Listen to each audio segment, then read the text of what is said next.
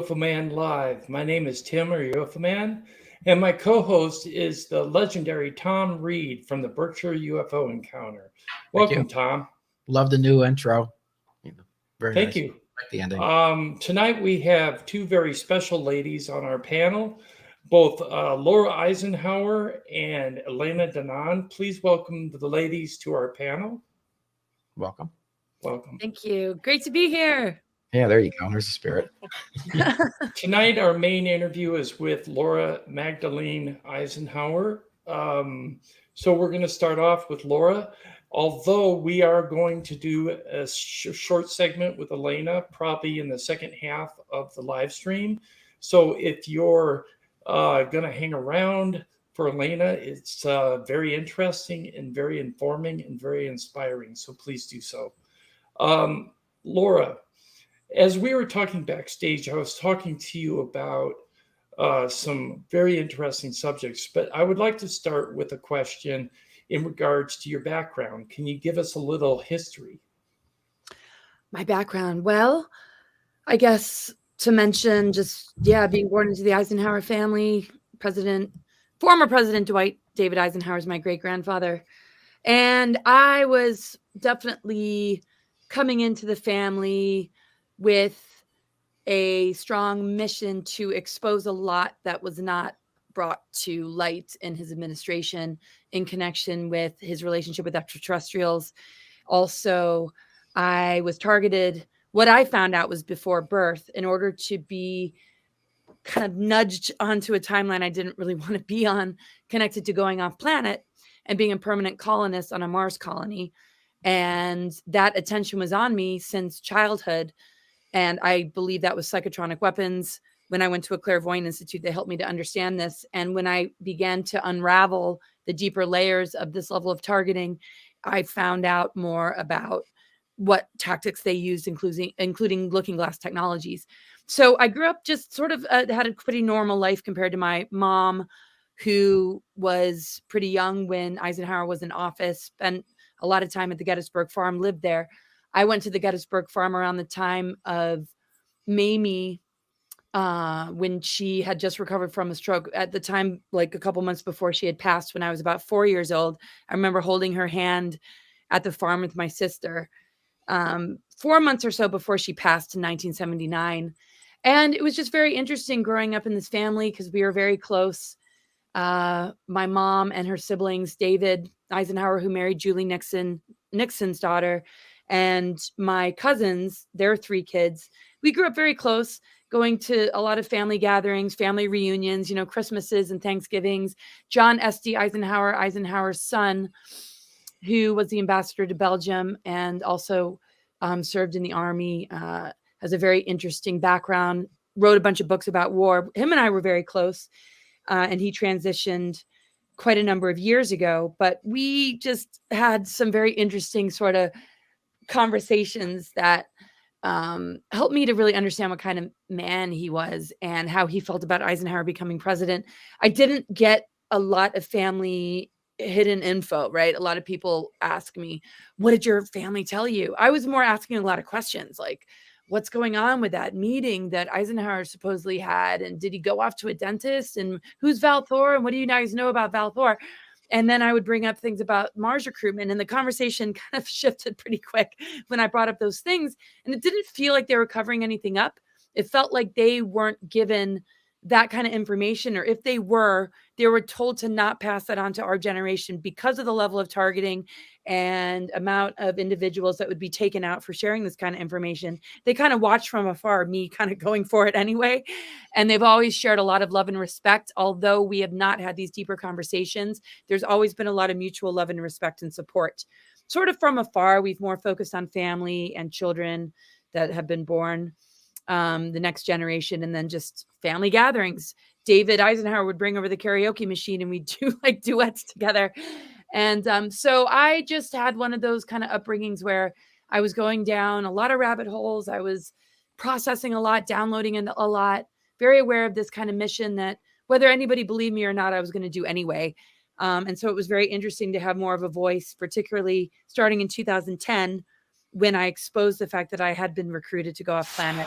And I began to meet other whistleblowers and people that had been talking about projects like Project Pegasus, Andrew Bashago, and other people along the way that I've gotten to know really well in the last couple of years, like Elena Danaan, Tony Rodriguez, who all have very different stories. As we know, Elena had an abduction contactee scenario starting in childhood, and her relationship with the Thor Hen and then Val Thor, and then Tony Rodriguez and his story and his 20 and back, and some other experiencers and contactees like Alex Collier, that we have gotten to know each other and connected a lot of dots and been gathering together at these really profound conferences.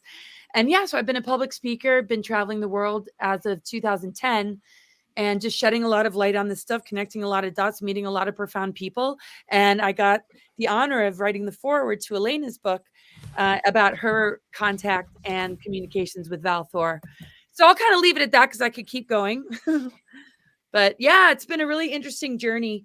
And Eisenhower was very close to me. I never met him in person, but as of the very beginning of my childhood, when I first started to recall dreams and a lot of downloads and a lot of sort of contact experiences in dream time, and just a deeper soul sort of journey connected to understanding our galactic history and the multidimensional nature of thing and our true divine inheritance on a DNA level, his presence was always there. And I was like, I recognized he was a family member. And then you see all these books on the shelf and like, oh my God, he was president and general of the Second World War. So that was a lot to process growing up when they were trying to sort of be or raise us sort of whatever normal is.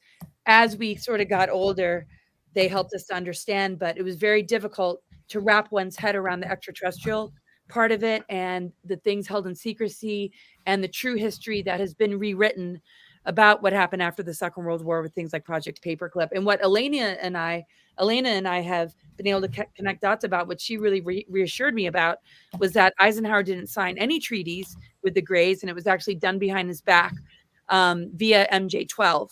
And so that was a huge relief and a huge weight off my shoulders, because so much of the blame about Eisenhower selling us out to the Greys has been really redeemed, or a lot of clarity has been brought to all of this when she validated, along with a few others, that he did not sign these treaties. And in actual fact, he set up some things related to the positive military to help us in these times to counteract the dark Draco ICC Nazi agenda.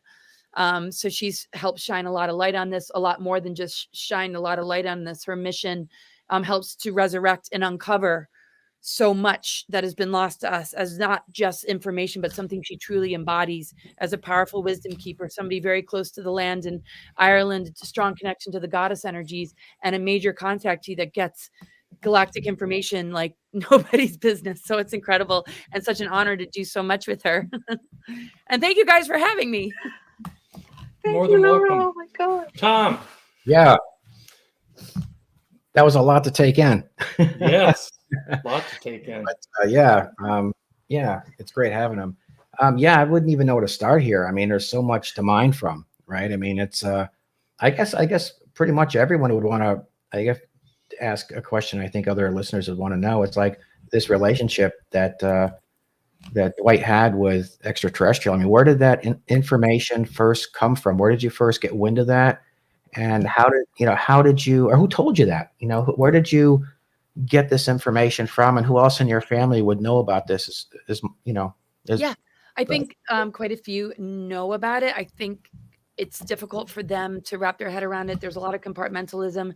I feel Eisenhower was only really able to warn us in his final speech.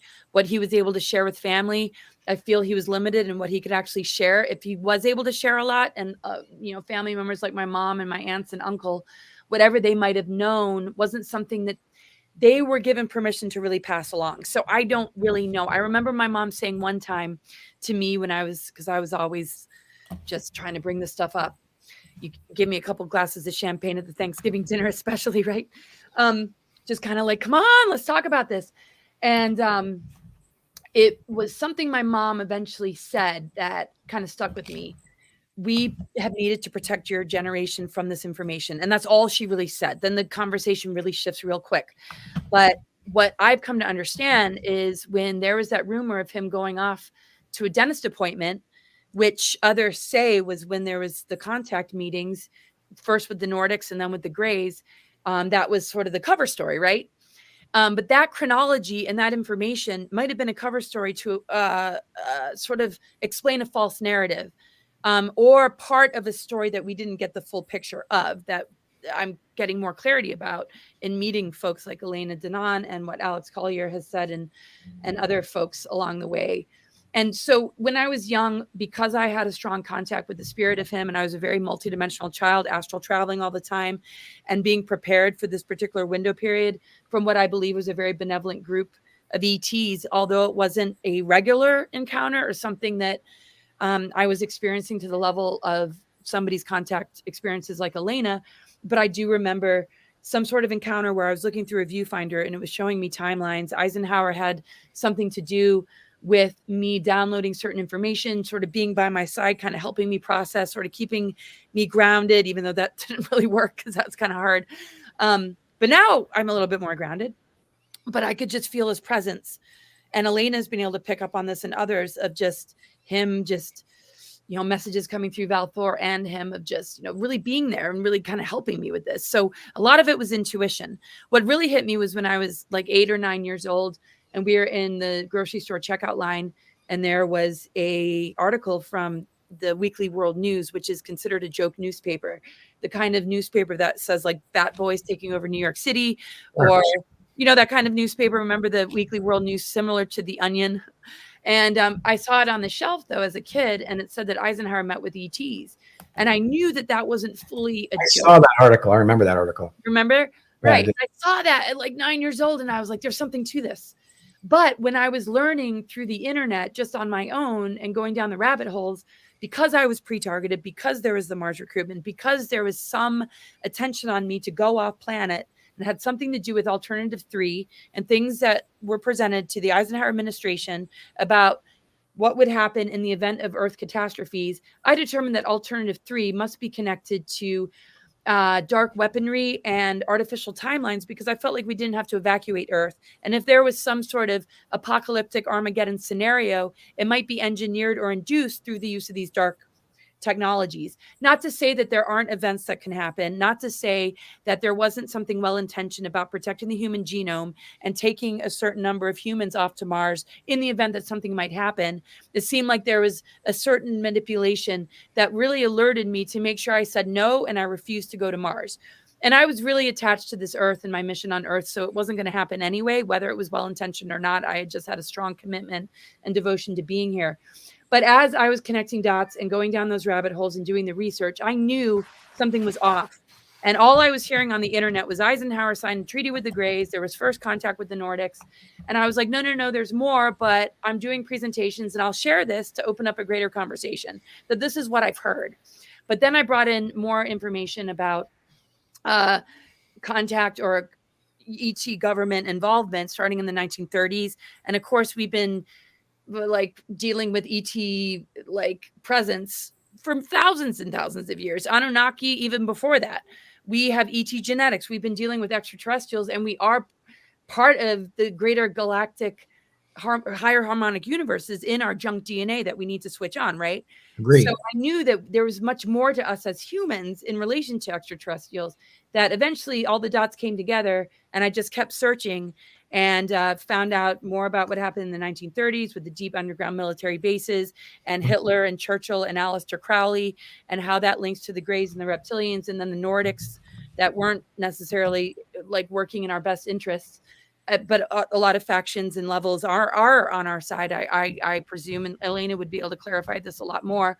But I just kept searching, and then when I met her and she validated that he did not sign the treaties, but MJ-12 did behind his back, then that was the ultimate relief, because that level of blame has been put upon him. And I've been receiving emails for the last 10 years or more of, your great grandfather sold us out to the Greys, and, you know, you're Illuminati and all this stuff. And it's just like, what do you do with that? And being raised in this family, doing hypno-regression work and really looking hard at who the Eisenhowers are. You know, we're not a trust fund family.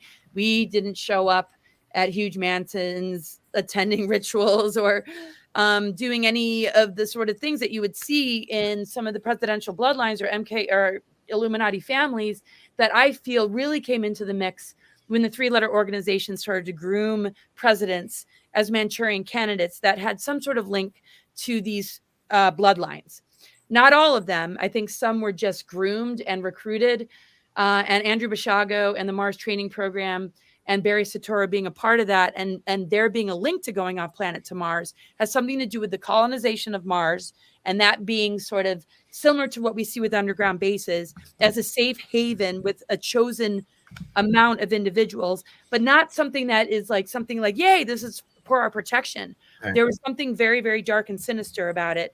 Although it was presented to me as like, oh, you're lucky to be a chosen one. And I'm like, no. I can tell by that lingo that that's a huge red flag because we're all chosen ones. Love and wisdom is the chosen one on this planet. Any kind of manipulation like that is a huge red flag, because to me, it's like it has something to do with what I found out. They didn't want me to blow the whistle. They wanted to divert my mission from Earth off planet to use me by manipulating me into thinking that we needed to leave and it's for my protection that we evacuated Earth. And I'm the kind of person that just digs deep. If it doesn't feel right, I'm not going to stop digging. And I'm glad that I didn't stop digging, because here I am today sitting next to you guys, able to talk about it. And didn't think that would happen, but didn't think it wouldn't, because I didn't want to project like. Well, I think it's kind of interesting too, because my father was a politician. My father addressed the United Nations, and I grew up with the Roosevelt's grandchildren in Cherry Hills, Colorado. I lived there till I was about 2 or 3. And my father used to say to me, and again, he was in office 2 terms, that, what we're experiencing is much closer to home than we realize. And I was always trying to figure out, what did he mean that, as a young age. And he believed that, they're among us already. And our case went in support of General Assembly 33-426, October 2nd, 1992. And I saw he brought back all these articles, that a lot of stuff from 1974 for some reason. And I saw a lot of papers that to this day, I still have in here in the house that I've never seen circulate before. So with that, I was wondering if you ever saw anything that you've kept to yourself as far as documents or anything goes. I remember seeing documents that came back from the UN that talked about fighter pilots being paralyzed to shoot, fire onto UFOs and this kind of thing. And I mean, it's all right there. And you never see it circulating. You never see this even in the, I've never seen anyone have what I have. Right. Oh, that didn't quite work out. I certainly looked, but I didn't want to go into territory that was maybe, it was a completely different kind of scenario. And that's so wild, your upbringing. And, Roosevelt, that he really stood his ground in his administration, from what I heard, and didn't go along with the gray agenda. It was right kind of under his nose, but he had major boundaries to it, and really extraordinary administration. I can't wait to talk to you more about that. And I'd love to interview you and get to know you more. But no, I didn't really find those kind of documents. I found just all the documents and information connected to my Mars recruitment, how it linked to his administration, and Looking Glass Technologies, and something called the Orion's Cube, and the Aviary, and how they were using my partner and kind of working along with him as the main group responsible for the recruitment. And they're not all bad guys. There's a lot of compartmentalism. There's a lot of people that are well-intentioned, that they sort of convinced are doing the right thing, and this is the best thing you could be doing for the human race. And there's a lot of plants, and there's a lot of disinfo agents that were a part of the Aviary, like Richard Doty, who I've heard, and I don't want to say or smear the guy, but I heard that a lot of the disclosure information and a lot of the documents that were presented in the UFO disclosure stuff were falsified documents that weren't really giving the full information. But I don't want to smear him. I don't really know, but that's kind of what I heard, is that some of the characters in that group were well known. At least I was not the one who's just saying it, but some people have pointed out these individuals that were a part of the Aviary as being plants and disinfo agents that have really muddied the waters of disclosure and made it difficult. So Hal Puthoff was the handler of my partner.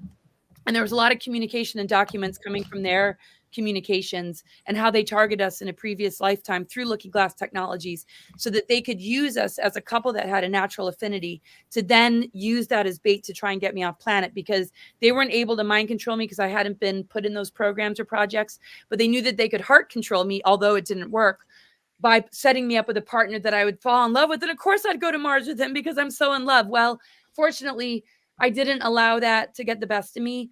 there were enough red flags and difficulties because he would go off on missions for days and not remember. And I knew that he was running altars. He would refer to a handler. And then I started to really realize, okay, this is not safe. And I was able to get out of it. It wasn't that easy. So all the documentation I ever was privy to was from my direct experience. I didn't get any documents growing up. But Eisenhower said, and my mom wrote this in the beginning of her book called Breaking Free, a memoir of love and revolution, which is by Susan Eisenhower, my mom, who gave me the last name as a mitochondrial inheritance, not my father. She wrote in the book that Eisenhower put a time capsule in the Gettysburg farm, not to be open until 2050, that gives all this hidden information about who his so-called friends and allies were who actually weren't, that we know about, of course. We've dug into that truth. But he exposed a lot in that time capsule that he wasn't able to share when he was leaving office. The only thing that he was able to leave us with, besides helping to set up the seeds of the Earth Alliance and the White Hats and the ICC, the USMC Special Section, Ike's Force it's called, and starting the seeds of all that, he wasn't able to share much except for the warning in the military about the military industrial complex. And that speech was changed subtly to keep out certain information and what was put in the time capsule. Now, if my family members have other hidden documentation, they are yet to hand it over to me, but I think they noticed, well, she has a big mouth anyway. It looks like she's coming across enough of it. Maybe we'll just avoid giving it to her because God only knows it'll end up being a share screen on some of the interviews she does. And I think they're very protective over the grandkids and future generations. But I know because I haven't been ostracized. And I think people are like, are you ostracized? Are they still talking to you? They thank me, they thank me with this sort of just underlying love and respect without putting to words what they're actually thanking me for. And I do the same for their part. And it just seems like together as a family, we all cover different bases and the love is the stronger bond that keeps us really tight as a family without having these bigger conversations because we can only gather so often. And if we were to start diving into this, we wouldn't be able to focus on family. We'd probably, and I've always encouraged other meetings. Can we all get together and have a family retreat? Yeah. It's so hard to pull that stuff off. It's like there's always something that gets in the way. And of course, with any kind of targeting, there's sometimes just things that just get in the way. I mean, like Elena and I know sometimes it's really hard to make it to these conferences. Sometimes it's hard to just push through some of the obstacles. And but who knows? I know I have a lot to talk with my Aunt Mary about. She had some connection with the Mars thing. Andrew Bishago told me. But again, it doesn't work so much at a family gathering to just bring this up when I'm usually at the kiddie table just hanging out with the kids because it's like, let's just put Laura at the kiddie table. This is getting too intense for Thanksgiving dinner. So...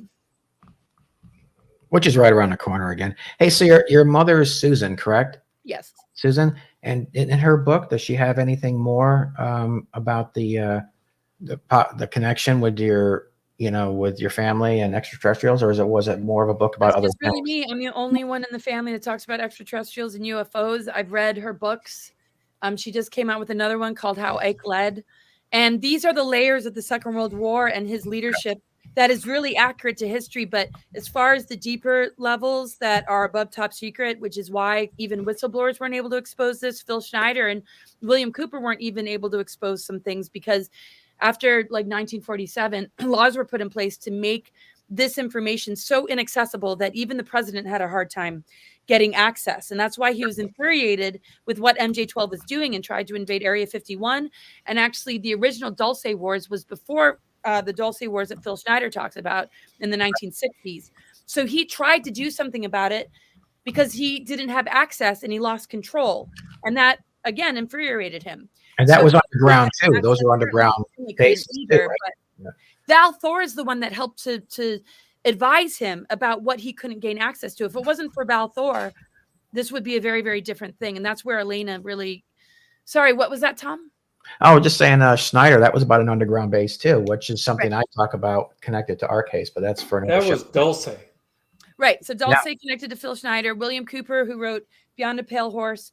Very, very significant information, but there was still a level above top secret. Alex Collier talks about this and other whistleblowers connected to MI16 about the moon unit of the three-letter organizations that not even some of the levels of this three-letter organizations have even heard of, right? So if it wasn't for Val Thor, having a friendship and an alliance with Eisenhower and his administration, and being put on 3 years of VIP status at the Pentagon, and having the relationship that he did, I don't think Eisenhower would have even known to do what he did, to set up what he set up, and to give us that sort of really bold warning. I think Val Thor played the most significant role of all. Wouldn't you agree, Elena? Yes, I would agree.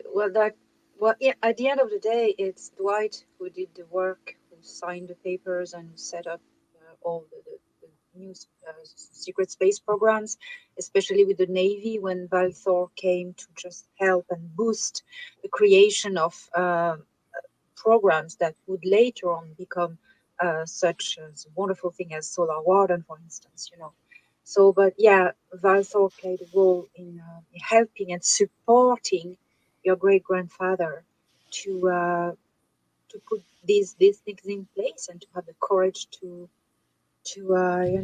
because it was hard. It was he had everyone against him. Your great grandfather, everyone against him. So nearly, So yeah, you know more than me about that. Then, Yeah, no, definitely. And, and I really felt into that and his emotions and how close he's still with us. And Val Thor and their presence, just still very close, working with the human race, really encouraging the awakening of starseeds, the awakening of all of us as leaders, knowing that the government structure doesn't work, knowing that it wasn't all about putting it on one man or just any way that this structure has been set up. There's just some really beautiful communication that came through, really encouraging just the awakening leaders and starseeds who have divine missions that sometimes really question themselves because of all the stigmas, because of how the school systems and the indoctrination really cast these really intelligent, advanced souls as having learning disabilities or not being able to sit still. And I know I was one of those kind of kids, and I know a lot of you guys were too. And and I felt such a closeness, and just really felt into just his emotions, and just not really being able to achieve what Val Thor wanted to achieve with his administration, but how Val Thor and Victor 1 and the motherships connected to Venus never left us. And again, Elena has much more info on that. Her whole book gets so deep into the depths of it all. So my intro was only really able to share my part of my relationship with Eisenhower, and I was told he was briefed about a descendant being born, able to shed a lot of light on things he wasn't able to bring attention to. And I know he did set up a lot of the positive aspects of the secret space program and the military.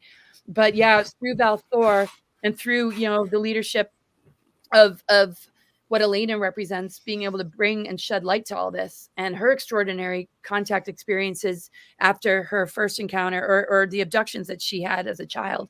It's so incredible to feel these missions colliding and merging and the dots connecting, and then meeting you, Tom, and you, Tim, and your stories and the events that you're putting on and all the different people that show up and are on the panel. It's so wild to finally be having this dialogue on such a larger, such a small group of individuals. I really feel like, don't you guys feel like it's really rippling out, and it's really touching a lot of people now more than it ever has? Yeah, it's no longer just a good old boy show. You know what I mean? Right. There's a lot of people that I think, I think obviously over the last 3 or 4 years, people are getting more comfortable talking about it, whereas they're worried about their jobs and all this kind of thing. But something I want to ask you too, I've got this strong feeling of that the O negative blood group plays a part in this. I ask myself why certain people seem to be connected to this and others don't. And I've used this analogy like, a breed or a species within a species, that kind of thing. Like maybe there's a connection to certain people, and that's why they and their families seem to have this ongoing experience. And I was wondering if you believe that, Laura, or do you think it's just a random selection type of thing, or just wrong place at the wrong time? Or do you think that there's something more in us that makes us more part of something else? Like, some of us, our body temperatures run at 97.1, some at 98. It's almost like there's a different group of species within a species that might have a stronger connection to an extraterrestrial ancestor. Yes, I absolutely feel that way. I feel that our different blood types show a different lineage or connection with a different star system or a different group. I mean, you have the Elohim, you have the Seraphim, you have fallen angelics, which I don't like to just use the term fallen without saying that they can rise again and resurrect, because we're in a free will universe. The development of ego and free will has created a lot of adventures for a lot of different beings and star systems and groups. And we are the divine inheritors of these archetypes, of these ET races. And I feel like we have to reconcile these forces within ourselves to then emit a frequency that shows harmony, that shows wholeness, that shows the activation of dormant DNA, that connects us with higher harmonic universes and our galactic history and our genetic inheritance to something, that I feel we share the codes and we share the DNA, right? So if there's 7 root races and 5 cloister races, 7 root races and 5 cloister races, 5 being star seeds, 7 plus 5 is 12. And we're here to rebuild our DNA architecture, the tree of life architecture, so that we're functioning at 12 strand and beyond. I feel that all our differences and diversities are meant to work together in harmony and to be integrated so that we can be whole again, that we help switch each other on. There might be something that you have that I don't, and vice versa. You might be carrying an O negative. I might be carrying, whatever, or somebody, without, having to name and give out all our info. It doesn't matter. I mean, not like we have anything to hide, but to me, the positive and negative is like the electric and magnetic. It's got a negative charge or positive charge. Then you've got the positive and negative blood types, right? So I feel if there's a negative, then the polarity would be positive. So we might seek those that have the opposite in order to switch that on so that we can have the whole electromagnetic spectrum ignited in our being, because that integration of polarity, that right and left brain, connection of the divine masculine and feminine that is within our DNA and the planetary grid network, I feel like we're called to carry something specific, and it might align us more with extraterrestrials or contact experiences than another. But those that might be more earth-based, that might be in the positives or connected to a lineage that is more about earth light working versus galactic sort of contactee work. If we connect all the dots, we are grounded with the root system of the tree of life and the branches that go into the galactic and multidimensional. And between all of us, if we can unite in unity consciousness, we can help switch on what's dormant so that we can all embody the wholeness of the tree of life template. That's just my theory. That's just what I'm good one. And it doesn't mean that, like, it doesn't mean that you give up your post, right? And what you have, what you embody. That's where I go with all this. That's how I feel too. But I'm married an A negative wife. My son is A B negative. I'm O negative. My mother and father are O negative and A negative. So 9 of us in our immediate family are all RH negative. Yeah, and you might not need to integrate the pod. I mean, you just being on Earth. I mean, it's not like a one size fits all. Especially when there's just sort of this. I mean, I am not necessarily attracting my opposites. It's okay. My husband has got more fire signs than I do. I've got like a lot of air and water. Right. Okay. Anyway, but I mean, just even friends or community. I mean, you looks like you're with your soul family and soul tribe, right? But some people might just attract the opposite, but not always opposites attract, right? Sometimes birds of a feather flock together. I mean, it's not a one size fits all. I think it's just as a humanity, though, in unity consciousness, we all either hold positive, negative, A, B, O. And if we can all get together in unity consciousness and allow diversity in harmony to create the true oneness, then we can help each other restore or switch on what's dormant so that we can embody, the groundedness that we need with the Mother Earth, who is a multidimensional being, with the branches going into the realms of spirit and higher dimensional energies. And that between all of us, we complete the whole zodiac, the 12 houses, the 12 signs, with the presence of the 13 that connects us with the ether element that helps us to purify from any contamination or toxicity that's gotten into our organs, our cells, or any DNA damage that we might have passed on or inherited. And that we're all healing together somehow. And yes, we all are a combination of 23 different genetic lines, that as well. And what's interesting is I could keep going on. I'll be quiet. But I just wanted to say I'm not negative. I'm O positive. So I'm the opposite side of the well, my husband's O positive. So there you go. What are you, Laura? I'm B positive. You are positive? And what about Elena? I don't disclose my blood type. You don't disclose it? Okay. I'm O negative. But I mean, normally I might not, but I mean, I can understand Elena, but that is what it is. I mean, that's at least. Why do you think? I remember. I mean, I haven't tested it in a while. I don't know if they got the test wrong. I don't know if it changes over time. Sometimes it has to do with copper in the blood. It has to do with certain things that you might have a deficiency in, that if you correct that deficiency, maybe your blood type changes. Who knows? I don't know. Maybe Elena knows more than I do. Why do you think that a different blood type would control your entire You body? can't change it, right? No, Elena? Your I body. don't know. I don't know. I You don't know, know the answer. yes, but let's say that's possible, right? Let's just say that it is possible to mutate and change, right? Right now, my body temperature runs at 97.1. So if it were to mutate and change, would my body temperature adjust with it? Does your blood type control your body's temperature, or is it what they consider to be junk DNA? That's part of it too, because there are people whose bodies run on 2 degrees different than someone else's. So there is proof or scientific evidence that there is a difference in human species. I've always heard that it's the electromagnetic field of your body that controls your body temperature. It has nothing to do with the blood.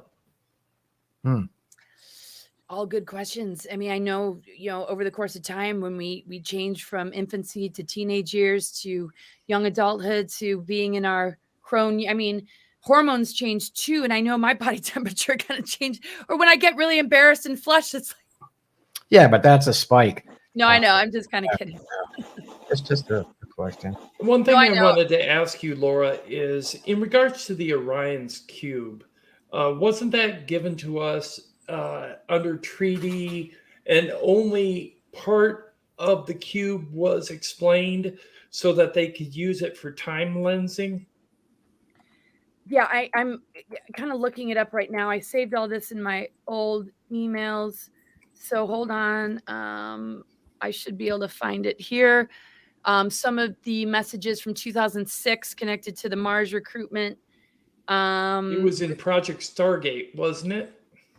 Project Stargate was connected to some of the Mars recruiters. But Orion's Cube, from what I understand, is connected to Looking Glass Technologies and things related to Looking Glass, that's it. Looking Glass and timelines. Elena, do you know much about Orion's Cube specifically? I know a bit about the cube technology that the Orion Tall Grays used, what we call the Orion group. They base all their technology about cubes, because the cube is an atomic structure that is able to contain black goo, and it is able to stabilize it, and they use it for different sort of type of technologies. I know 2 very famous black cubes that are known. The one that was on Saturn, planet Saturn, that The black was cube? broadcasting, receiving a signal. In fact, it's quite recent information that Alex and I received. The black cube that was on one of the moons of Saturn was getting a signal from the Orion Hive, the bigger cube that is in the Orion Nebula, and it was receiving that signal. The planet Saturn was amplifying the signal, and it was sending it, bouncing it to Earth Moon. Right, the And Saturn Moon matrix you're talking about, right? Yeah, Saturn Moon, and the Moon had another cube device, smaller, that was broadcasting in on Earth to lock Earth into like a prison planet, a third density locked down. And of course, all of this has been dismantled and destroyed. But I know that. And also, what is interestingly, the center of the Orion Hive in the Orion Nebula M42 is called Kaba, and it means cube. And it's not a properly cube, it's a cluster, so star cluster, the trapezium. So the trapezium cluster, until now, when I was told, yes, it's called the cube, Kaba, there's an interdimensional portal in it, and it's the center of the hive where the queen is. I went, but the trapezium, it's flat. I mean, it's 4 stars. 4 doesn't make a cube. And yes, it is. Well, NASA recently discovered that there was another cluster behind it that makes it in volume. And yeah, there are stars behind it. It makes like kind of a cube. It was mind-blowing. So I know this about these 2 cubes, and it's a bit tricky to mention the Kaaba Mecca cube as well. So I leave it like this. Yes, yes. And as far as Orion's cube and its connection to the black cube and the red cube and the stuff that I've heard about as far as cubes go, I'm not quite sure, but probably because of the connection with the Orion Wars and the connection of the artificial components of the moon and how that relates to the rings of Saturn and how that transmits on humans to create this sort of imbalance in the patriarchal agenda that impacts both men and women, because Saturn has a lot to do with the dark Saturn has to do with tyranny and control. And of course, the dark element of Saturn, where it used to be a sun, and then the artificial component of the moon with the lunar base and the activity of, the fact that it's kind of like got a whole sort of thing going on inside of it. It's like a Death Star kind of, right? It's hollow. Yeah, it's like, just real quick. Just real quick before I just want to hand more over, but yes, I have these emails saved from 2006 from the Mars recruiters, and this is what I always remember. This always stuck with me. Is it says right here is that the Looking Glass project has never been able to look into the future beyond 2012. The stream of radiation that unfurls out of the Hanaku, which is connected to the Mayan galactic core, is what is responsible for the fact that the area of space our solar system has moved into in the last 3 years is 100 times more highly charged with background radiation. This is what is causing the quickening. Between this and the manipulations of HARP and certain extraterrestrial forces that care nothing for us, humans will continue to act more and more manic in many places. So there was a lot of positive elements to what my partner was able to bring through. If he didn't have alters, if it didn't seem like there was a manipulation that was messing with him. Because you know how many times I questioned because of the positive elements of where he was coming from? Was I supposed to go to Mars? That was a huge responsibility. Elena reassured me so much. And she feels that Valthor really helped me because he said that he made a vow to Dwight that he would look out for his descendants, that his assistance helped to make sure that I didn't go, even though my partner at the time was very wary of the dark ETs and was sharing with me stuff about Looking Glass and how they couldn't see past 2012. So I was thinking, if we can't see past 2012, why aren't we the co-creators then? Why aren't we empowered to create something beyond 2012 where we are working on the organic ascension timeline and with Mother Earth, this ascending planet that is multidimensional and connected to the galactic? And that's what I love about you, Elena, because you have such a strong connection to the land, to Ireland, to just all the spirit, the Druidism and the spiritual knowledge and wisdom that you hold and your galactic connections, that it just kind of proves these points. So I just wanted to shut up and say that real quick about Looking Glass Technologies. But are you resonating with what I'm sharing, Elena, or am I going off on a weird tangent here? Oh, yes, totally. And the connection, to be a conduit, that's what contact is, and emissaries and like channelers or whoever is in contact. To be a conduit, you need to be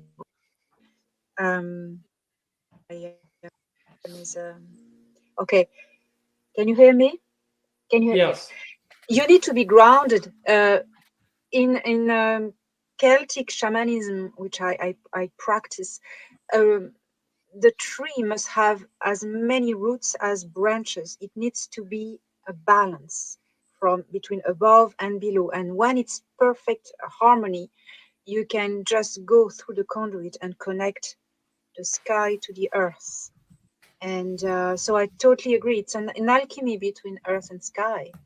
And that's what it is. What it is to connect, Yes, and that's what it's just such a major thing, because I feel such a connection to the land, to Ireland, Scotland, and England. I was born in England, not that that matters much, but just that's always been so strong in me, and the labyrinth and just all the going into just the understanding of the land and being reborn, and the alchemy of connecting to the land and the mother womb, the creative cauldron of creation, and how the hell realms and the duality, and the tree of good and evil, and that level of duality has made it very difficult without gaining self-knowledge. And so to me, the path of gaining self-knowledge has been targeted with mind control and social engineering and indoctrination, so that when people think that they're gaining knowledge, it's all externalized and they're getting a lot of false narratives. And that's a huge trap that makes it very difficult to do that alchemy. Yeah.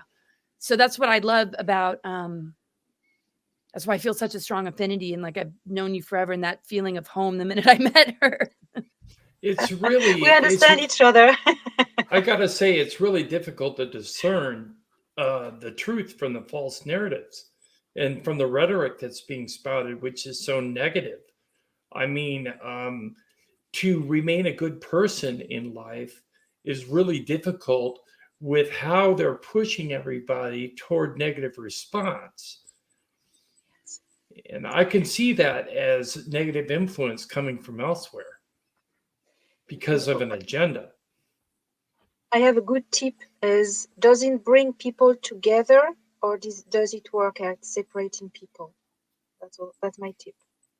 I think it helps me bring people together because I strive toward being a better person because I'm around such negativity and I don't want to reflect that in my life. So I've been working on that. I mean, I met Tom and we become very good friends, and that is a blessing in my life. It really is. Wow, thank And you. I've met you two ladies as Very well, cool. and I didn't see find that that very fulfilling as well. Yeah. What I wanted to ask you, Laura, was about this image that I showed you beforehand. And Elena, feel free to address it as well. I know we touched base on it in our last interview, and I want to get more into it. In regards to this chakra system, in regards to reaching your inner energy, to focus on your inner energy, to raise your frequency, this is the image I have. Can you explain the colors and how to actually facilitate this action to where we can actually reach out to off-world visitors such as yourself? Yes, and I'll kind of keep it short because I know people. This was Elena was coming on for support, so I wouldn't be talking so much. I know you're kind of directing the questions at me, but it's just so amazing to have you here, Elena. Thank you for just being here with me, and it's great to be. Yeah.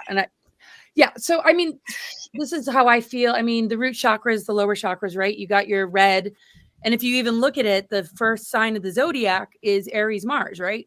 And that's a very fiery energy. That's fire. It doesn't necessarily need to just be like, I mean, and then you look at like violet, you look at the purples, you see the colors of the rainbow: red, orange, yellow, green, blue, indigo, violet. And you look at the seven. I mean, if you look at seven chakras, though, the seventh sign is Libra, right? There are many more chakras than the seven. So what I feel is that the galactic chakras need to be integrated into the lower so that we're not floating back and forth between higher, lower self, so that we aren't just expanding our seventh chakra and looping back into just sort of the seven chakra system, but that we're able to open up the galactic chakras, because the seven planetary logos has been somewhat distorted and infected. And when we're looping just in the seven, I feel that's part of the time loop, and that's part of the wheel of necessity that we sort of need to break. Because when we go into the higher universal galactic chakras and we begin to download it, particularly like our fourth chakra, which vibrates at green, then that color actually changes to a blue lotus. The frequency of the heart chakra actually changes, because the fourth chakra all on its own sometimes is subject to energetic cords, sometimes the imbalance of giving too much and not receiving enough, not knowing how to love the self but overly loving others, or maybe having judgments and like, you know, an imbalanced heart towards others, and being all full of the self, right? Which was also connected to the third chakra, which is the ego, right? So when we see the separation of the seven chakras, that's not a bad thing, but we'll see different combinations based in a person's zodiac map, can reveal some. But we also see the need to integrate polarity, to overcome certain negative patterning, and to begin to embrace the initiations of the outer planets like Uranus, Neptune, and Pluto. Pluto takes us into death, rebirth, alchemy, transformation. Uranus takes us into the shock and upheavals that lead to great awakening. Neptune connects us to the multidimensional and spiritual, right?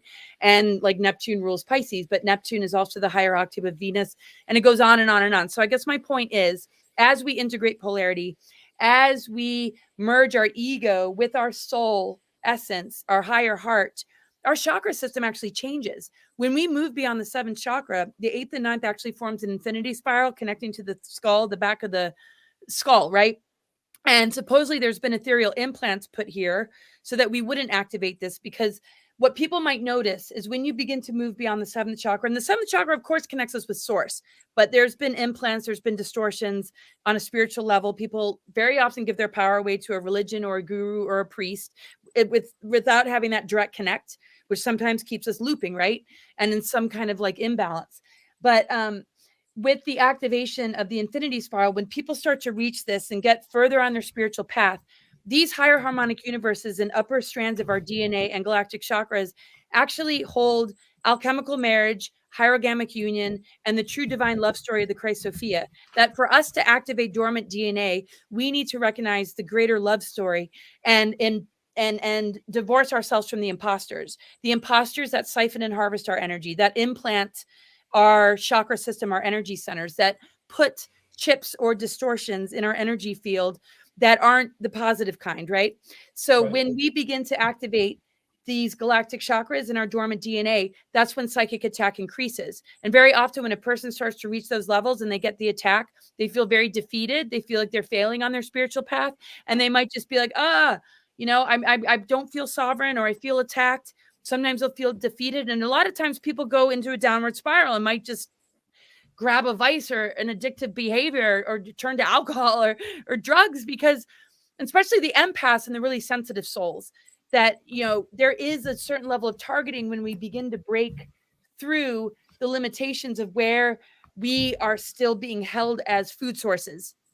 So I don't know. That's very wordy. It might not have made a whole lot of sense. I think Elena probably can put it a lot better and maybe in different words.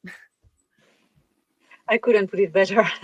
Well, if I have to comment on that, is that the best love story, as you mentioned it, is within ourselves, uniting the polarity of masculine and feminine, the animus and the anima of our being, and this creates the alchemical stone, the child of light, our power, our unified soul, and this is invincible. The dark side has always tried to stop us to perform this hierogamic union, because when we do it, we become invincible, and they cannot use us anymore as whatever they use us for. So best love story, it's in us. Totally. And yeah, that achievement is really how we can be sovereign. And that also helps us to attract soulmates, soul family, and that greater union outside of us. But it's not about, like, sometimes it's easy to just be like, waiting for that love to come, or externalizing it about just needing, but we have to realize that true love story is achieved within ourselves. And that's such a beautiful thing to always remember. And that really helps shift our reality, the synchronicities that show up, the way we notice things that are a reflection of who we are as spiritual co-creative beings, instead of things that reinforce fear, anxiety, disconnect, or the need to externalize things to hope that somebody comes and saves us, or love rescues us. We need to do the inner work and do the shadow work. So the 7 chakra system is very powerful because we get to tap into all those layers, feel into the health of it. Do we have a constricted solar plexus? Are we internalizing our power? Is our power and ego identity not merged with our soul? Is it sort of running a subpersonality based in a social engineering agenda that is kind of creating personality types that maybe aren't truly true to who we are? Are we running an ancestral pattern or some sort of trauma that we're disguising with an ego identity to delay doing the deeper work because we're embarrassed or we're afraid of what other people think? I mean, to me, humility and doing the greater work is the most courageous thing we can do and shows great strength. But we're not taught that. We're taught, we have to have success. We have to achieve this and that. We have to look like we always have it together. And, and I mean, that's important, but I think people will recognize with me, I'm not afraid to show when I'm not. I'd prefer not to, and kind of maybe not be on the computer when those times happen. But we can't be afraid of being authentic and true to ourselves. And sometimes it means that we face those difficult aspects that can be reassuring that we're not alone, so we can all hold hands and rehabilitate together. Right. We need to unite. That's a big thing that we're trying to do through this channel, is unite people, bring people together. Right, Tom? Absolutely. And I couldn't agree more that, you have to actually love yourself first before you can love anybody else. And if you're not true to yourself, you're not going to like yourself, and no one else is going to like you either, because you're going to be miserable. So if we want to live a fake life and try to be something else or what we're told to be like, You know, I just say, look, if you enjoy something, it feels good, do it. You know, I mean, that's going to be you, if it's going to make you feel good about yourself, and you're going to connect with yourself, and then that's where that inner joy comes from. That's where, you know, that's where I don't think enough people do that. You know, they choose a job they don't like, they get involved with someone who's not supportive, and then they become, you know, saddened, and it takes them away from what the path they're supposed to be on. That fork in the road gets divided, right? And they're not true to themselves anymore, and it Right. happens to a lot of people. You And know, their self-worth can sometimes be held captive by somebody, you know, who's kind of abusive themselves or even sometimes. manipulative, and then they own your self-worth, and then you feel less than, or you know, and I think a lot of people have survived abusive relationships or narcissists. It doesn't matter if it's coming from the female side or male side. That's Right. what the thing is. You know, it's not about, you know, when we talk about the return of the divine feminine, it's also the return of divine masculine. It's all about harmony and union of both coming together, not one overriding the other. And I think breaking through some of the wounds of being in an imbalanced relationship and what it does to one's self-esteem, and surviving the school systems of what they determine is self-worth when it's a false version. You know, we can have self-worth and abundance means something completely different than Right. what we were taught and what we are told. So And I access, love what you and guys are access sharing. those senses that we have, we've got to be free to do that. We can't be bombarded with negative energy and still feel that we're going to connect and have that same intuitive or spiritual feeling about something, because we're being suffocated and bombarded with negativity. So And if we're living a lie, how are we going to have the discernment to see through false narratives? there We're you not, go. if we don't run a truth frequency, we're going to fall prey to lies and deceptions and distortions, because our frequency is matching that. If we're in a truth frequency, we can cut through a lot easier. But Right. I want to be quiet and listen to Elena more, because I know we are going to save the rest of it to listen to her more. So I'm just going to kind of sit back. Are you sure? Because we kind of cut you short. You didn't have much to say there. It was like a 2-hour show in 45 minutes. Yeah, I thought I'd be talking slower. You know, it's great. I appreciate it. All right. Actually, I've learned a lot from you. Yeah. So you can continue to comment as well, because this interview is mainly about you. But I do have some things I would like to ask Elena. Elena, could you elaborate a little bit on your book, The Cedars, The Return of Okay, the Gods? okay, thank you. Well, this is the story of the coming back of the Intergalactic Confederation, a group of 24 different cultures who have worked on the genome of humanity a very long time ago, and who have gifted humanity with all these genomes, different strands of DNAs, and who have been looking after humanity all this time. You know, that was several hundreds of thousand years ago. And my book is about my encounters with them, uh, which occurred just a year ago, and all the messages they deliver to humanity, why they are here. And there are also, there's a story, a list of all the data that happened, that confirmed all of this information, be it by political events or NASA or whatever, you know, it's been all confirmed. So it's about this. And other extraterrestrials I've been in contact with, you know, the Intergalactic Confederation is under a greater management that they call the Nine, who are plasmic supra consciousnesses who live in the void in between the universes, just in the behind the curtain, as I would say. So it's my contact with these consciousnesses as well. That was an experience that changed my whole life. So brutally that I mean, when you go through this, you're never the same. And although I am someone who has been working on healing my traumas, on empowering myself, being clear and clean with myself, I still had little emotions that I hadn't, you know, dealt with, and that just exploded and came to the surface. These encounters just like they blow your mind.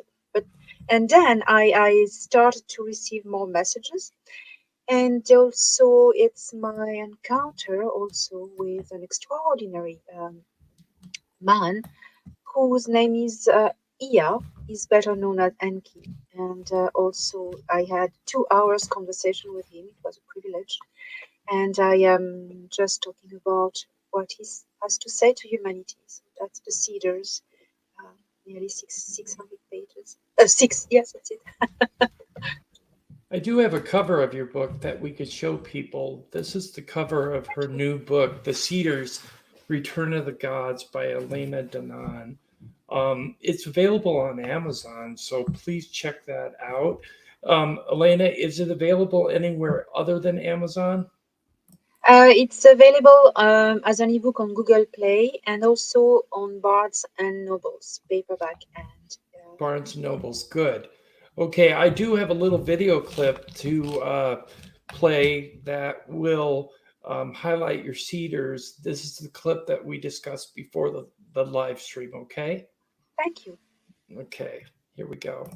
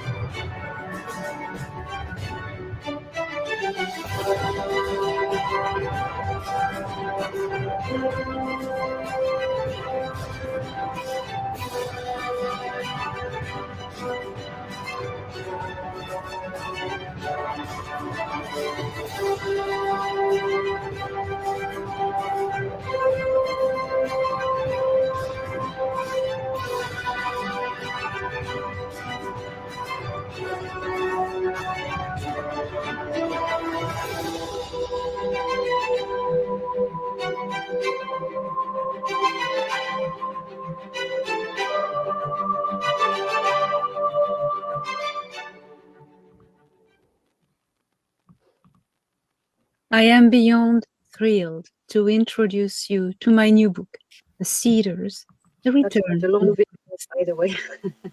with a foreword from Alex Collier and other nice words from different people.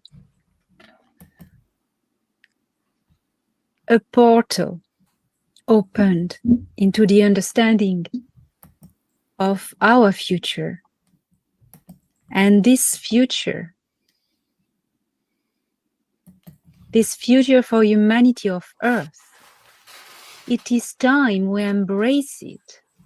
And it is time we embrace with honesty the true awareness of who we are.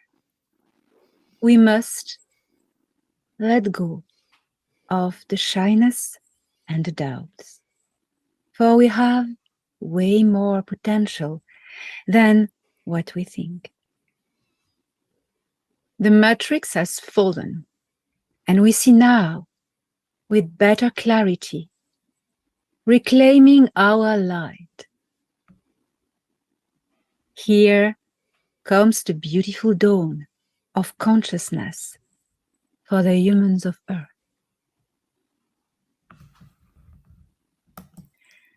Many of you felt a change in my frequency since I met the Cedars.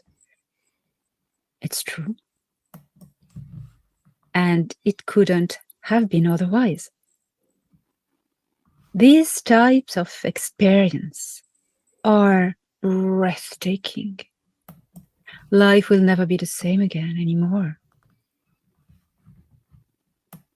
Some say I've changed In truth, I haven't. I just got instead closer to who I truly am. Meeting the Nine and the Cedars had a tremendously transformational effect upon me. It attuned me with the most profound honesty of who I am. It attuned me to my soul essence. From this moment, I fully acknowledge who I am. When you reach this level of awareness of yourself, and of course, people perceive you differently. Some may even say or freak out because they do not understand. They do not recognize you, although you are even more yourself than before.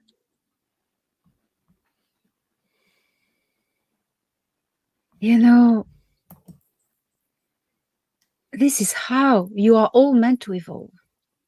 Not to change, but to get closer to who you truly are, to your true nature. People do not have an aggressive response to a higher frequency, but they do to something they are not used to deal with, to understand. And I believe that what may scare them is the inner personal trigger that these new frequencies carry. In October 2021, I was made aware by Thor Han, my contact in the Galactic Federation of Worlds, that huge intergalactic fleet had arrived in our solar system through a portal located behind Jupiter, and that this fleet would be stationed around the Jovian moon Ganymede. I had never met with this entirely new group of aliens before, and I surely signified that great change were on the way. Humanity of Earth had entered a moment in its history when time and space are truly understood for what they really are. A great evil has left the planet, and we can all feel the changes in the energies. It's in the air we breathe. It's in the beat of our hearts. It is all around us. It's something that was once incredibly heavy and old, and that thing has lifted. It is not there anymore. It's gone. It's gone. Can't you feel it? Can't you feel the new frequency? A long time ago, visitors from other galaxies left on our planet some amazing gifts that would one day lift humanity to a new level of civilization and consciousness. This day has now come. These visitors are back. We are ready. The love that animates their heart has never failed us, because they are our family. They are the 24 founders, the foremothers and the forefathers of humanity in this galaxy, and they are back to witness our blossoming. They are very proud of us because it wasn't an easy task for us down here, breaking millennia of slavery and extracting the human races of Terra from the claws of the darkest empires this galaxy has ever known. The Cedars are back and they want to meet us and lift us into our legitimate and glorious future. They promised they would come back when we are ready to truly understand who they are. And it would seem that this moment has come. We have crossed the bridge to meet them halfway. My personal series of meetings with these beings of the Intergalactic Confederation led to unexpected encounters with incorporeal, immortal, supernatural consciousness calling themselves the Nine. The 24 intergalactic Cedar cultures relate to them, to the Nine, as a higher management. And following their guidance, the Cedars are looking after the balance of life in the universe. For me, the contact with the Nine was life-changing, stirring my emotions on a very deep level, and it propelled my consciousness and my life into realms I never thought existed. This book relates all of my extraordinary, exhilarating off-world encounters and adventures with these new visitors, sharing with you uncharted domains of reality. This book also will take you to other star systems, other galaxies. I will lead you. You can hold my hand by reading these lines and travel with me. You will love it. You will love it. So today, September 21st, 2022, is the day at the doors of the equinox on Terra, when this book is available, and with it, the knowledge that it contains, that was not only given to me, but the knowledge I remembered as well. I am going to share with you something that has never been shared before. The true history of this planet, Terra.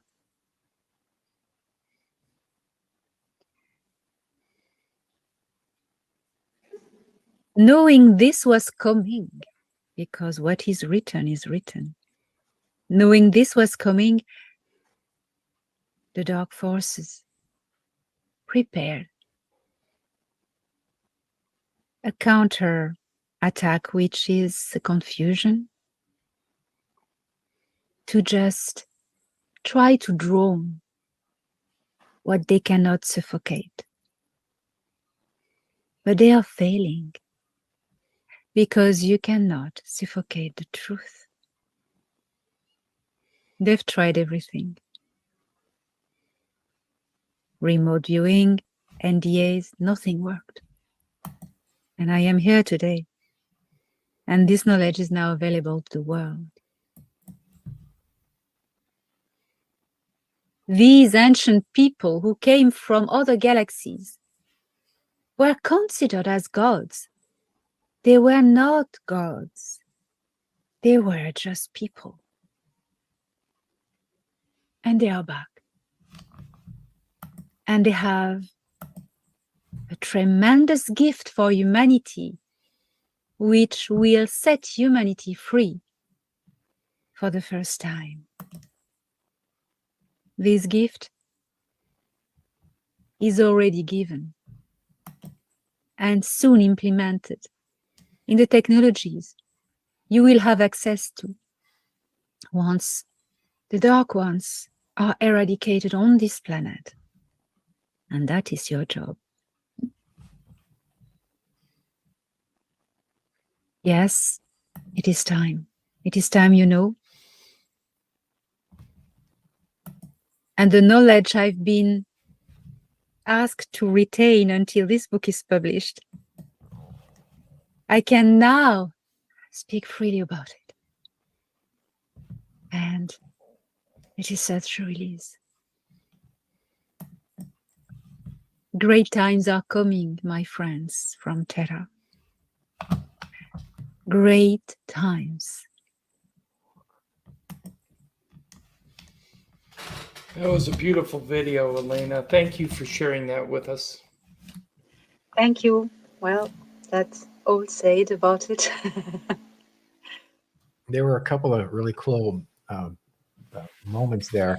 I like when you said they'll try to drown what they can't suffocate, and then it's so true. You know, if yeah, there's never going to be an end to someone coming after you. You know. Oh my God, they're still after me, but it has calmed down because they tried anything, any ways possible to stop me publishing this book. You know, that's why I had such a high level of security at the conference in Orlando where we went, because there was death threats, there was direct energy weapons attempt twice, there was, oh my God, NDAs tried.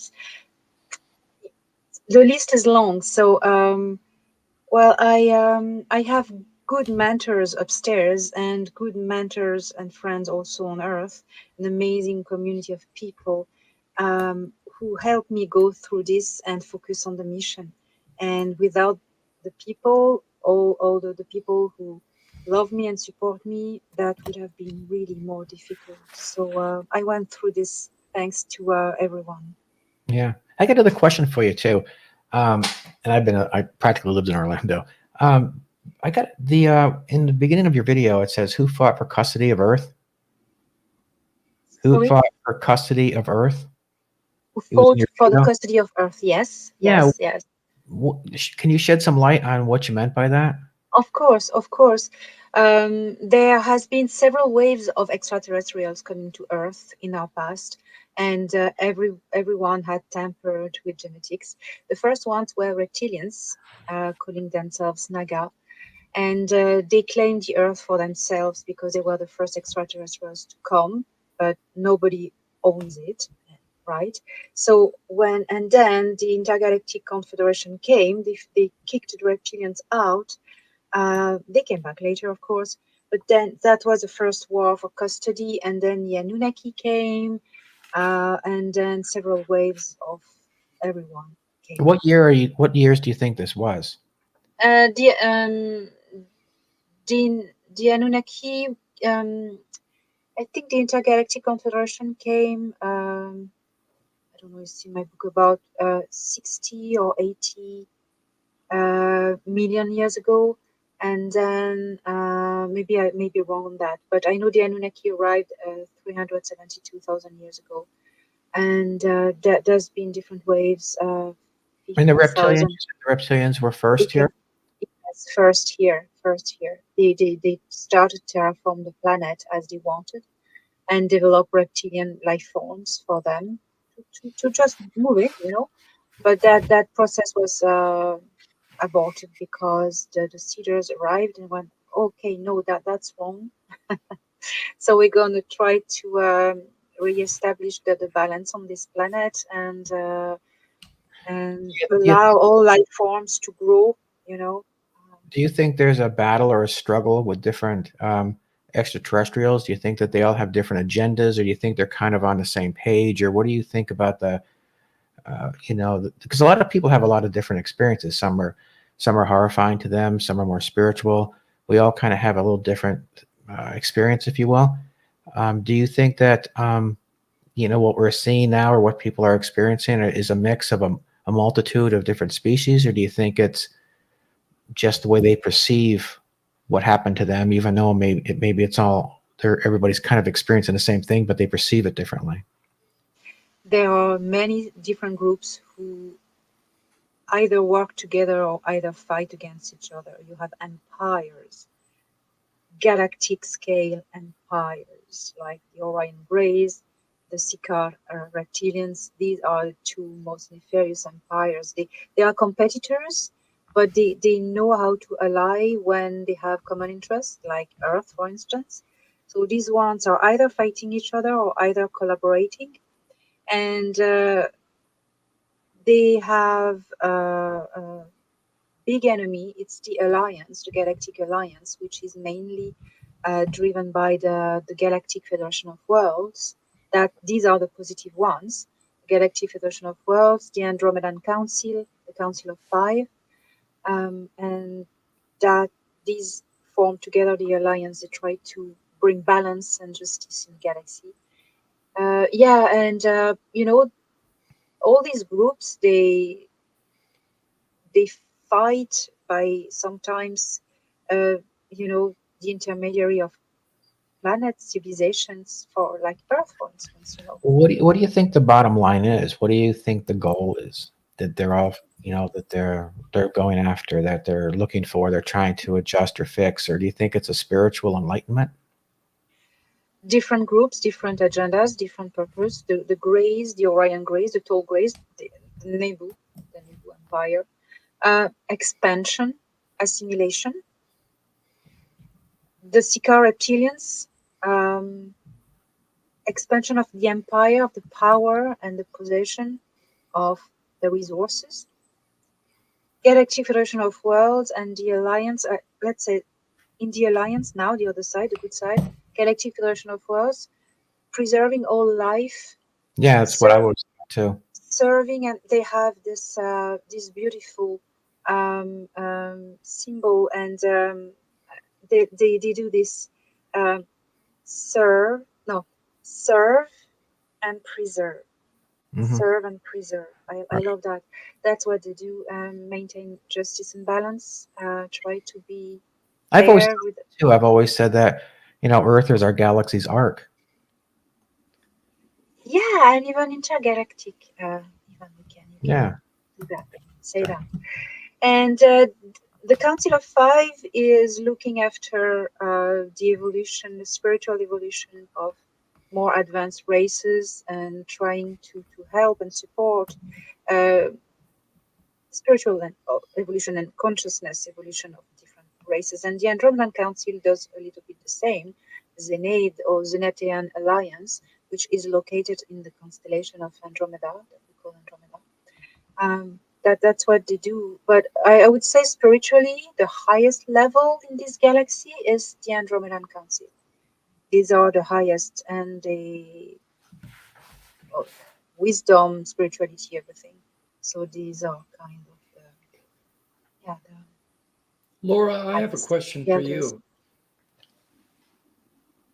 You're Yes. muted. Okay. In regards to Solar Warden, is it their job to restrict our planet from knowing the ET presence? From what I've come to understand, it's more to protect us from any invaders. There is supposedly a barrier put around the Earth in 2014 related to the sphere beings and the Guardians. And I feel Solar Warden has some sort of connection to protecting the planet from further invasion, while also holding some here so that they can't really escape so easily and just move on. Earth Alliance, I'm a little bit more familiar with, and Ike's Force, and how Project Moonshadow relates to diverting secret space program super soldiers who have had 20 impacts, how to divert their abilities to serve the more positive. Solar Warden, I know certain individuals that seem compromised now that claim to have been a part of Solar Warden. I don't know if something happened there. Elena, do you know anything about that? Do you want to speak on Solar Warden? Yeah, I know someone which is who is Jean-Charles Moyen, who was in Solar Warden. He was on board the Solaris. He was part of the secret space programs, French, U.S. conjoint space program. So it's Solar Warden is the fleet of the Earth Alliance, and it's been created by the Navy. Now it's been started to be shared because with other military factions, good ones on Earth. I don't know the details about that, but I know it's expanding and developing. It's now included in the Artemis Accord as well. So the fleet of the Alliance and the Earth Alliance, and they protect Earth from space invasions, and they preserve safety zones of peace where no one needs to fight. Right. And what I think there's some connection with Ike's Force. What Randy Kramer brought forward back in, what year was this? 2014, when he first reached out to me, he said President Eisenhower in late 1953 signed into law using a secret executive order the USMC SS special section, in his own words, to keep those MJ-12 boys in check. It didn't work like he hoped, but we're still trying to be the checks and balances for MJ-12. He was manufactured into the program as property of the USMC SS as part of the super soldier program, Project Moonshadow, under the larger umbrella of a global program called Project Mannequin. So this somehow, the Mars Defense Force and the Earth Defense Force and the Earth Alliance, you're saying, Elena, right, has a connection to Solar Warden, correct? Yeah. Yes. So the Earth Solar Warden Alliance is kind of the outer layer, kind of monitoring on more of a space level, yes, protecting us from the invaders, where the other ones are more ground military that do missions. Yes. The Earth Defense Force is Earth military, and all the technologies they've developed. The Earth Alliance is an alliance between the Earth Defense Force, the Earth military, like white hats, and extraterrestrials, the Galactic Federation of Worlds. So you have a conjoint alliance from two different military forces. And I know Jean-Charles Moyen speaks about on board the Solaris, the flagship of the Solar Warden. It was a mixed crew with Earth military, super soldiers, and extraterrestrials, different races from the Federation. So that's the. So CG, if I could just say his initials, said he was a part of Solar Warden. It seemed that there is a way, and I don't want to say too much. Maybe that would be for a private conversation, because I'm very careful about sharing anything connected to people's names. So I'll wait for maybe a one-on-one, or all of us have a talk about that before I say anything publicly. Okay. I was just asking about Solar Warden because we have all heard hints about it, being that we had the USSS Hillenketter that was designed by the Navy, and the USSS Curtis LeMay. And I guess there were 4 of each one in 1970. And they were a lot like that picture I put up a little earlier, cylindrical with like geodesic domes at the tips, which would be these. And they were built in space. Now, this is Solar Warden. They have long ships like this, and this technology of very oblong long ships, it's been done in collaboration with the Federation. When Walter arrived and started to set up all these programs, mainly the extraterrestrials who were involved were humans looking like us. They were mainly Pleiadians and Alpha Centaurians, and these long cigar-shaped ships are very typical from the Pleiades. There is a video out there, or a report actually, and I can't remember the gentleman's name, but he was talking about long cylindrical ships that were over 15 miles long that were in the rings of Saturn. Do you know anything about that? Can you elaborate on that, Elena?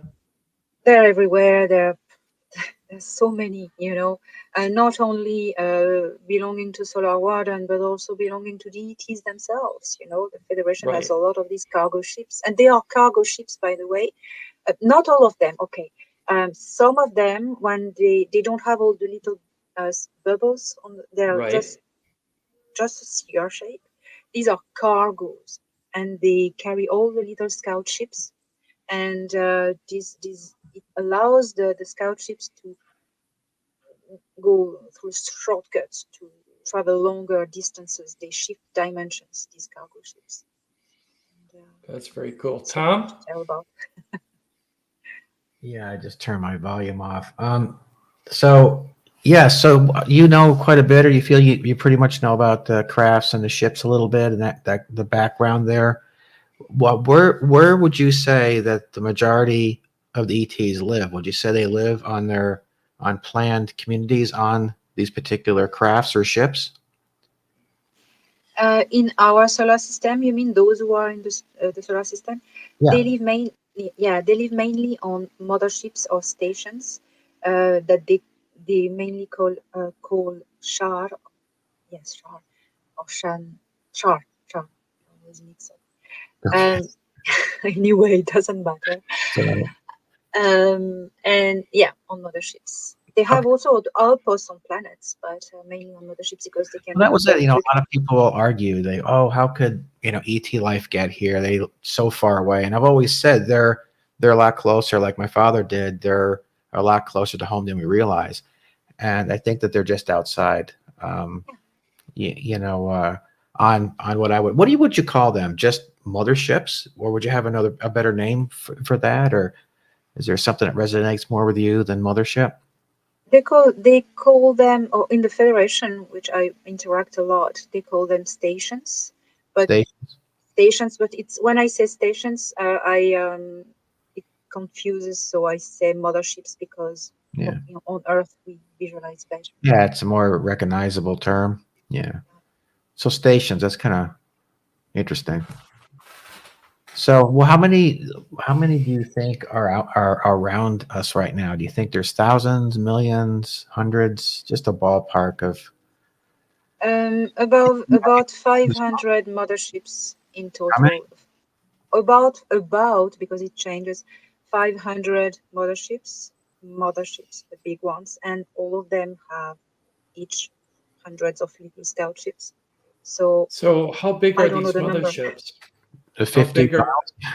Those are cargo It's ships. huge. I mean, these motherships also carry the cargo ships. These motherships, they're like floating, like little planets. It depends on the wow? shapes. I know the Federation. They're like they have this like saucer shape with peaks on the top and peaks on the back on the bottom. This kind of shapes. The Andromedans, they have spherical ships. The Council of Five as well. Spherical ships are the best shape to shift dimensions quickly and densities. It's a technology that is more widespread. And then you have the Intergalactic Confederation. It's saucer shapes. These are the big ones. And scout ships can be any shapes. Mostly it's like the classical flying saucer. But do you put a size or a shape, a special, like a specific shape to a project or something that they would be doing? So if we were to hypothetically see a cigar shape off the coast versus a sphere off the coast or a disc off the coast, would you be able to kind of say or assume or suggest that particular style or look of that craft, you kind of get an idea why it's here and what it's doing? Yes, totally. I can identify about 100 of them. But then, besides that, you have the drones. I'm sorry? Beside the ships where people travel in that I can identify. Oh, dreams. Yeah. You have drones. It's like smaller ships or plasma balls or just spherical drones. That is commonly used by everyone, and it's difficult to identify who sends them. And then you have anything that is spherical. It's difficult, to identify them. Can you But tell when you them have by color? no, because the color change. They are all looking like metallic or shiny metallic, more or less, and when they are in space. But when they are in an atmosphere, the electrogravitic field around the craft creates ionization in an atmosphere. So depending on the layers of atmosphere or where the ship is, in the electromagnetic field of the planet, the ionization is going to create around the ship a different color. So Right. it can be, usually it's orange. Yeah, Sometimes that's it what can I be green. see. Orange That's what I with variation white to nearly red, or otherwise green. I'm actually seeing orange, and I've seen 41 orange orbs, large ones, at probably estimate just from my vantage point about 1,000 to 1,500 feet up, and they're pretty large, and they go over the building I live in. So I've seen quite a few of them, and they're bright orange and they're pulsing. It's not like they're just coming into our atmosphere; they're low. So I don't know if that's their actual color or if that is the ionization from their propulsion. It's ionization, yes. Gotcha. And I've seen depending on the sizes, normally the plasma they have plasma balls that are glowing orange with the ionization around them, and these are remote viewing cameras. Wow, cool. the orange one that I saw two actually. It almost looked like something was moving and turning on the inside, almost like an ocean wave was moving. And it almost looked like an orange and a yellow, like it was almost burning on the inside, like a sun. Wow. It was, yeah, and it did a 90-degree turn, and it came down where we're a bunch of school kids. We were all hanging out after school, and it came down and followed the distance off the ground, the same height off the ground. And then when it got to the bottom, it rose and cleared some houses and went into a field. And yeah, there must have, I don't know, 40, 60 kids from school were there. And I think we were in 7th or 8th grade, and it was right in front of us. So it was kind of interesting. But again, it had that orange, reddish tint to it. Anyway, so that's my sphere story. I've actually seen a green one come up from the ground and travel across the full width of my windshield in my car. And it wasn't fireworks because it wasn't around the 4th or any type of celebration, but I saw it. It's a big green ball, Kelly green, boom, and it came up from the ground, not from the sky. Yeah. First one I ever saw. So let's go around the panel and take last comments. Tom, any last comments? No, I just found this actually it's so interesting. I'm actually going to have to watch this again because there was a lot of information in here.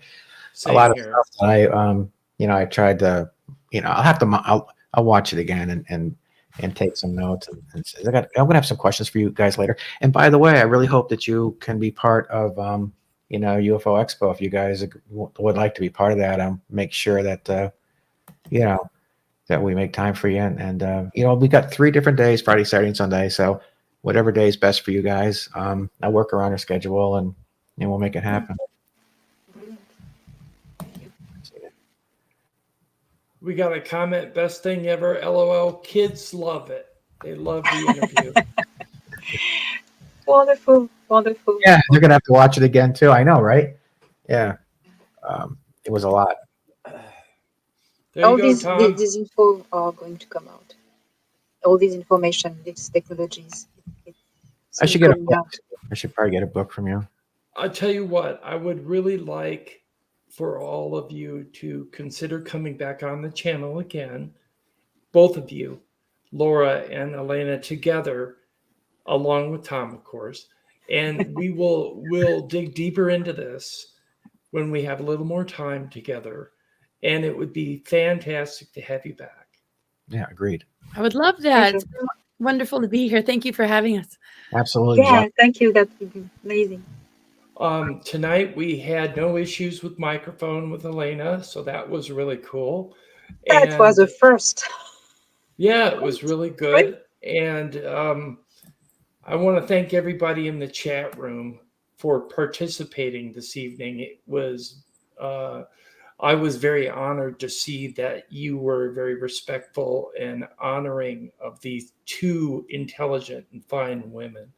Thank you very much for your kind thoughts and questions and comments. I really appreciate that. From Tom and I and Laura and Elena, we'd like to say good night. and see you next weekend. Thank you. Good night. Good night.